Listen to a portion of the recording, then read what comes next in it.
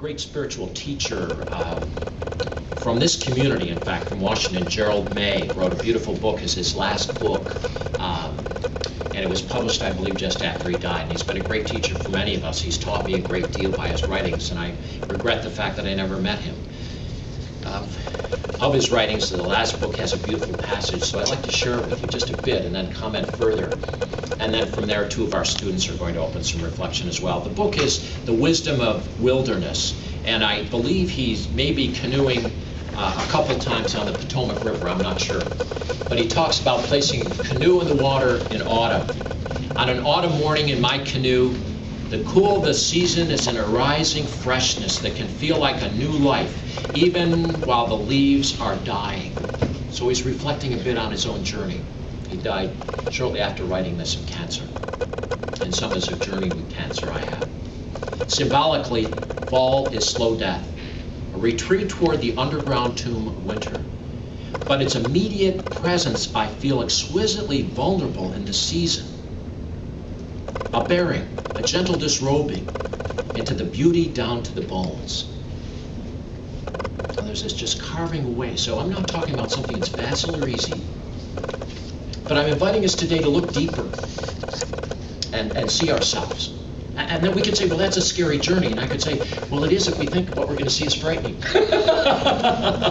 Fear grabs us, and oftentimes because our walk with religion, and I'm not saying faith, I want to be clear about it. Our faith wouldn't have us go there, but occasionally religious practices, as Jesus would say, putting burdens on our shoulder. And we know Jesus says, I want to free you of that. Come to me, all you who are tired, and have found life burdensome.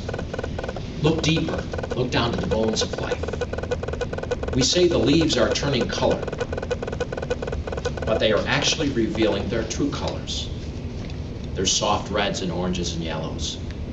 The sun colors that have been there all along. So us biologists and other scientists might remember the truth that this psychiatrist is revealing, probably from his own early biological days, a great spiritual teacher just pointing to leaves, saying that they were hidden, those beautiful colors, by the chlorophyll, the all-greenness of summer. The sun's southward travel and lowering in the sky, the briefing of the days and the cooling of air brings photosynthesis to an unhurried conclusion and the fading of the green.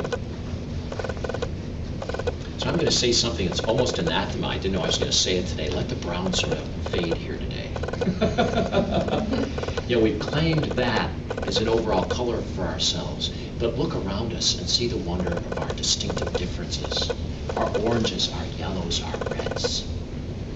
And if the color green, the colorful, that whole sense of color is lifted from us and we see more deeply, we see our profound uniqueness. If we stop and look and listen, we are at once many varied voices and faces, and yet one God speaking to all of us and through all of us here today.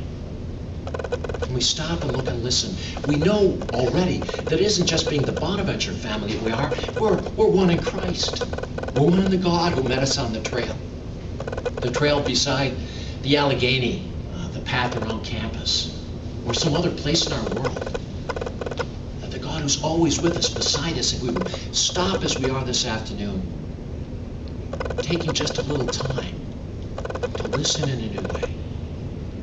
And see, as St. Bonaventure would say, with the eye of our heart. We talked about Father Dan Hurley earlier, who was challenged with macular degeneration, and many of us wear glasses in the circle or maybe contacts. We have a chance to open our deeper eye today, as we are doing right now, to a deeper way of seeing. And then maybe finally just the images before us, because they're simple and they're classic. In baptism, a candle is lit and given to the sponsors of baptism, and it's lit off of this candle. This candle was lit in the mountain chapel. It's our Paschal candle from the Easter Vigil, and it's proclaimed as we light a fire in the valley and walk up the hill and bring the candle into the chapel, saying, "Light of Christ." It's on a dark night, it's in a cold time of year, that we risk believing that fire and light are ours, given to us in Christ, and that we proclaim that as overcoming every bit of darkness that's anywhere.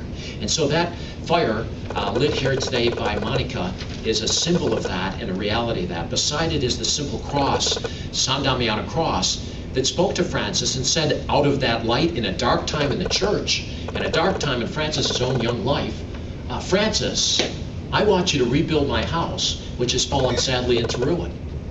Now, God didn't take a long time saying, hey, the house has really fallen down. That was very obvious to Francis because he was in a little crumbled chapel. And I struggle at places with the church and the world that seems crumbled around us. And God is giving us a challenge again today, and always is, and saying, hey, you've got the light. Now listen to me. Each of you by name. Andrea, just fall into the circle today, but boy, you've got a great call. Whatever it is, to rebuild the world around you. God calls us by name. It wasn't, hey, anybody. Hey, Francis, rebuild my home, my house, which has fallen into ruin. And the water, again, is that deep sign, comes from our ancient tradition of the flowing of streams of living water. And this is a dry area, and a lot of our country has been parched recently. So, just placing it out there simply as two images, light, water, is called to be refreshed and renewed in Christ.